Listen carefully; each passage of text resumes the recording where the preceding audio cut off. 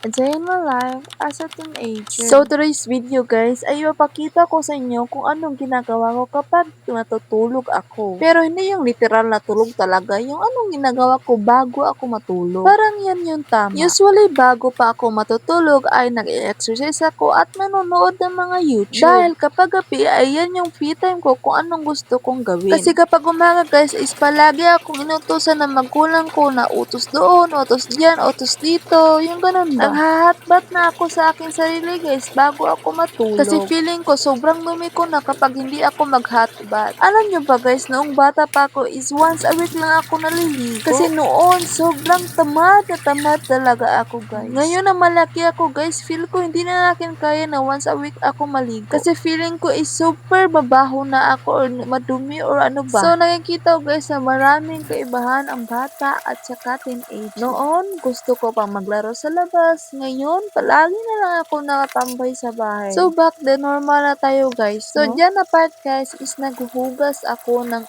aking mukha. Usually talaga ako, guys, naghuhugas ng mukha sa kusina kasi may malaki, o hindi naman literal malaki ka lang, sakto lang na salamin. Kasi doon sa CR namin, guys, is wala pong salamin. Kaya sa kusina na lang ako naghuhugas ng mukha ko. Pagkatapos ko naman maglinis ng aking mukha, ay magbabrush na ako sa aking para kapag matutulog ako, walang malaking ipis na pupunta sa aking mukha. Pagkatapos kong maghilamos or maghatbat is kinukuha ko lahat ng mga importanteng gamit sa sala. Kasi sa kwarto talaga namin nilalagay ang mahalagang mga kagamitan dahil kapag hindi ko binalik ang mga mahalagang kagamitan sa kwarto ay matinding sapak. Pero joke lang, walang sapak na mangyayari. Dahil kapag ikaw ay masoniring bata, hindi ka talaga makakuha ng mas masayang sapak. Yung ibig ko sabihing sapak guys, yung nasa kopi dahil may kopi ko na nakalagay sapak. After nakin ilagay mga gimitan sa lagayan is nilagay ko na ang towel doon sa lagayan niya din. Pasensya na guys, nakita nyo ang pinaka makalat na kagamitan sa aking likod. Kasi sa sobrang sakip na aming kwarto, hindi na namin alam kung saan namin nilalagay ang aming iba't ibang kagamitan. Usually talaga kapag gabi or umaga ay nagsusuklay ako ng aking buhok. Kasi hindi ko gusto na ang aking buhok ay napakatigas kung suklayin ko bukas. Kaya sinusuklay ko na hanggang maaga pa. Pero paminsan-minsan guys is naaabot ako ng katamaran at bukas ko na lang sinusuklay ang aking buhok. Kaya hanggang naka-video ay nagsusuklay na ako. Usually talaga kapag gabi is naglo-lotion ako para din maging smooth at maganda ang kutis ko. Sayang naman nagbibili pa ang mama ko ng lotion tapos hindi ko pa gagamitin. At nagpapasalamat ako sa ina ko dahil binila niya ako ng lotion. Gabi-gabi talaga ako nagbe-pray guys kasi nagpapasalamat ako sa Panginoon sa lahat ng ibinigay sa amin. At saka nagbabasa din ng Biblia. Kasi kapag ako'y nagbabasa ng Biblia is marami akong natutunan na salita galing sa Panginoon. Maraming aral at saka nagpapakita rin ng pagmamahal. Kaya kapag mayroon kayong Biblia guys, huwag kayong magdalawang isip na magbasa. Dahil kapag nagbabasa kayo ng Biblia guys is marami kayong natutunan na iba't ibang paraan para maging mabuti at masunurin sa Panginoon. Alam niyo ba guys, maraming ibinigay ng Panginoon sa amin na mahirap namin makuha. Kaya nagpapasalamat ako sa Panginoon dahil binigyan kami ng blessing kahit hindi naman kami karapat dapat. Kaya yun lang guys, salamat at God bless.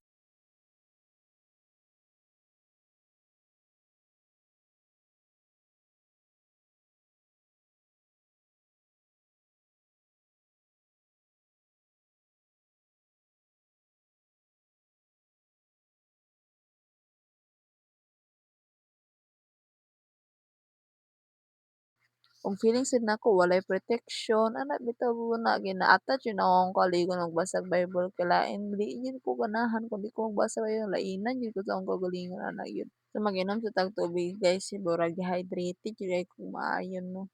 So pag humanaw inom og tubig matulog na ta katulog-unay ko i-off na ako akong suga no kay murag babay na gyud ta ani bye-bye.